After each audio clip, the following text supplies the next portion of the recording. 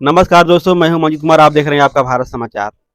आज के हमारे खास मेहमान हैं अमरजीत कुमार प्रभाकर फ्रॉम पटना यूनिवर्सिटी।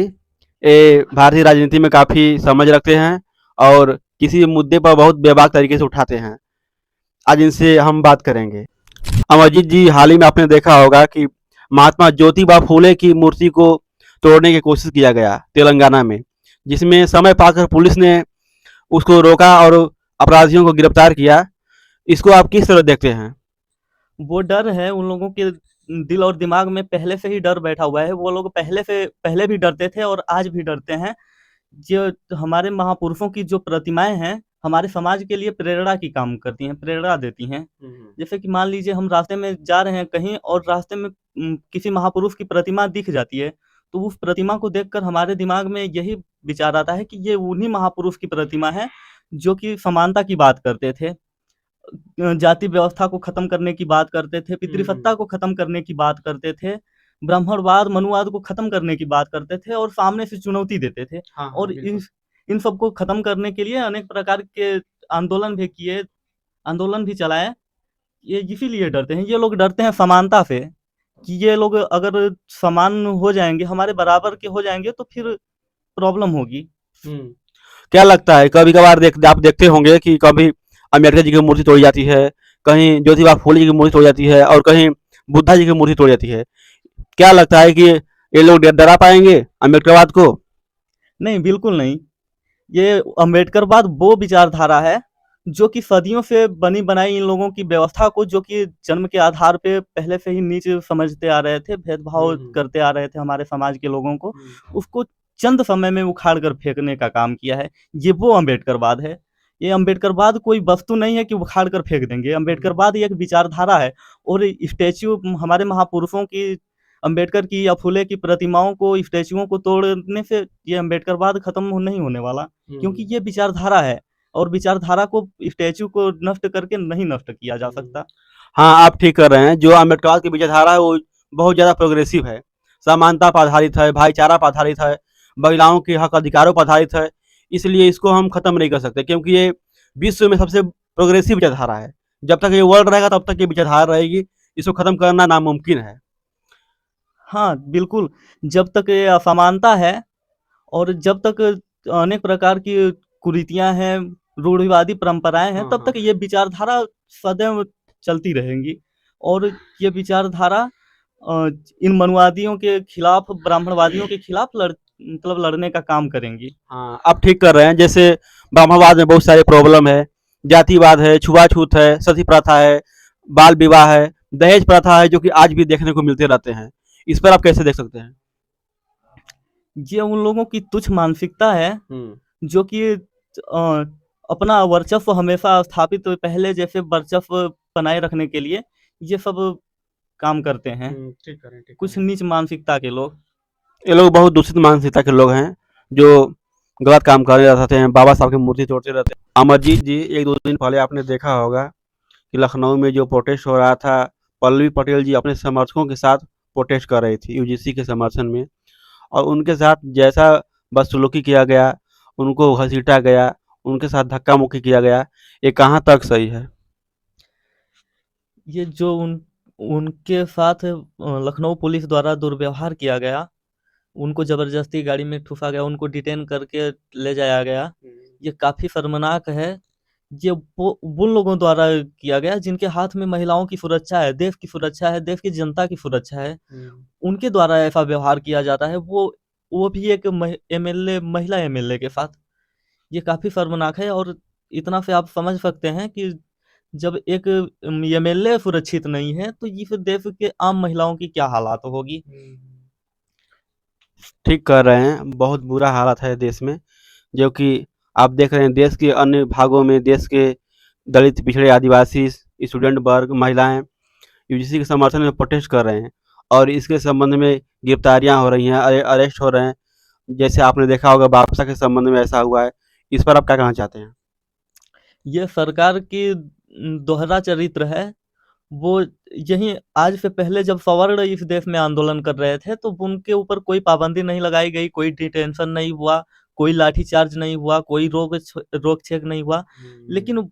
जब इस यूजीसी एक्ट पे सुप्रीम कोर्ट स्टे लगा देती है और इसको लागू कराने के लिए जब एससी एसटी ओबीसी के छात्र सड़कों पे आते हैं तो उनके ऊपर लाठियां चार्ज करवाई जा रही हैं, उनको डिटेन किया जा रहा है, जेलों में ठूसा जा रहा है। मतलब कह सकते हैं कि आवाज को जो एससी एसटी ओबीसी के लोगों की आवाज है उनको कुचलने का दबाने का काम किया जा रहा है।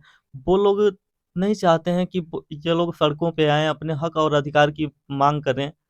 वो लोग इस जो सदियों से बनी बनाई व्यवस्था चली आ रही है, जाति जन्म के आधार पे वो भेदभाव करना, एक दूसरे को नीच समझना, वो उसे बनाए रखना चाहते हैं। जैसे आप कह रहे हैं कि जो प्रशासन है दो तरह का व्यवहार करती है, गरीबों के लिए अलग तरह का व्यवहार करती है और अमीरों सवर्णों के लिए अलग तरह का व्यवहार करती है। जी, बिल्कुल। ये सरकार की दोहरा चरित्र है, दोहरी नीति है। इस पे वो राजनीति कर रही है, वो सिर्फ़ दलितों का वोट बैंक लेने के लिए, दलित पिछड़ों का वोट लेने के लिए ऐसा कर रही है। वो यूजीसी एक्ट लाई, पहले उनको पता है कि जो फॉरवर्ड कहीं नहीं जाने वाले हैं। वो बाद में फिर मेरे तरफ आ जाएँगे क्योंकि बीजेपी का स्थापना ही इसीलिए हुआ, मनुवाद, ब्राह्मणवाद को बढ़ावा देने के लिए। तो उनको पता है कि फॉरवर्ड कहीं नहीं जाएँगे, तो दलित पिछड़ों को खुश करने के लिए यूजीसी एक्ट लेकर आई, जिस पे फॉरवर्ड भारी मात्रा में रोड पे आके विरोध करते हैं, बाद में सुप्रीम कोर्ट स्टे लगा देती है। फिर अब एससी, एसटी, ओबीसी के लोग वो आंदोलन कर रहे हैं। चूँ चूँकि ये हाँ, बोलिए, बोलिए। चूँकि ये आंदोलन सरकार के समर्थन में, ये गवर्नमेंट के समर्थन में ये है क्योंकि ये रूल गवर्नमेंट ही लाई है। फिर भी गवर्नमेंट एससी, एसटी, ओबीसी के छात्रों के ऊपर दमन कर रही है, उनकी आवाज़ को दबाने का काम कर रही है।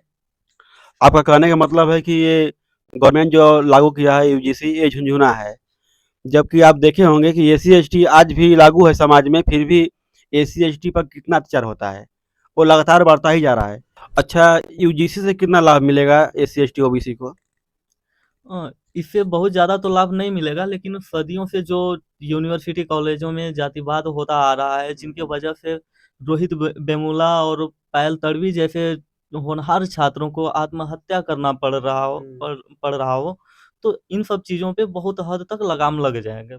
ये सब चीज़ें बहुत हद तक रुक जाएँगी और सवर्ण जो हैं, जो कि जातिवादी, मनुवादी, ब्राह्मणवादी मानसिकता के लोग हैं, उनके अंदर भी इससे थोड़ा खौफ हो जाएगा, डर पैदा हो जाएगा, ताकि मतलब हम उनके दिमाग में ये हो जाएगा कि हम इनके साथ इस प्रकार का व्यवहार करेंगे तो हमारे ऊपर एक्शन हो सकता है, कार्रवाई की जा सकती है, हमारा करियर बर्बाद हो सकता है।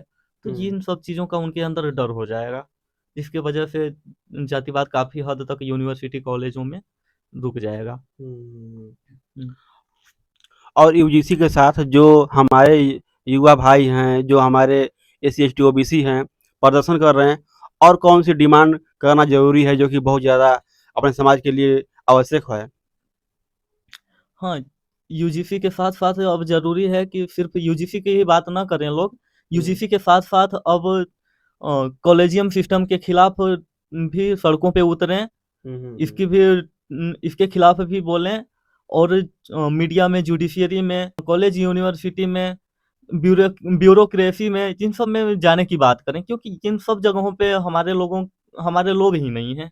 यूनिवर्सिटी से एजुकेशन तय होता है, जुडिशियरी से न्याय तय होता है, मीडिया से हमारी आवाज़ों को उठाई जाती है, हमारी आवाज़ को वहाँ तक पहुँचाई जाती है, मीडिया द्वारा हमारी आवाज़ों को बुलंद किया जाता है, हाँ? हमारी उत्पीड़न को लोगों तक पहुँचाया जाता है। तो जिन सब जगहों पे हमारे लोग ही नहीं हैं, एससी, एसटी, ओबीसी के लोग ही नहीं हैं, तो ज़रूरी है कि वहाँ जाने की भी बात की जाए, कॉलेजियम सिस्टम के खिलाफ सड़कों पे आया जाए। आपने बहुत अच्छा कहा कि ज़रूरी है कि अब सिर्फ़ यूजीसी से नहीं काम चलने वाला है। ज़रूरी है कि अब हम लोग कॉलेजियम को तोड़कर जज जुडिशरी में घुसें। जुडिशरी में हमारे जज ही नहीं हैं। 34 जजों में जो सुप्रीम कोर्ट के 34 जजों में ओबीसी की एक भी जज नहीं है। सोचने वाली बात है। जबकि अगर बात करें पॉपुलेशन के अनुसार तो उनकी भागीदारी 17-18 होनी चाहिए, लेकिन एक भी नहीं है। और एससी की भागीदारी मुश्किल से 1-2 जज होंगे, शायद वो भी नहीं कर सकते क्लियर। और एसटी तो पूछो ही मत, साफ ही नहीं है। तो ज़रूरी है कि वहाँ भी लोग पहुँचें। और इसके साथ ही प्रोफेसर हमारे नहीं है कॉलेज यूनिवर्सिटी में, उनको एनएफएस कर दिया जा रहा है। वहाँ हमारे प्रोफेसर देखने को ही नहीं मिलते हैं। और मीडिया तो अभेद किला है, वहाँ तो बिल्कुल ही नहीं है। एससी एसटी ओबीसी या कोई लड़ा कि एकदम से रिप्रेजेंटेशन ही नहीं है। हुँ। हाँ, तो ज़रूरी है कि इन सब माँगों के साथ अब रोड पे आएँ, अपने हक और अधिकार की माँग करें और वहाँ जाने की प्रयास करें। जो देश का पावर सेंटर है, media, judiciary, bureaucracy, college, university, यहाँ जाना बहुत ज़रूरी हो गया है। नहीं तो अत्याचार बढ़ता ही रहेगा।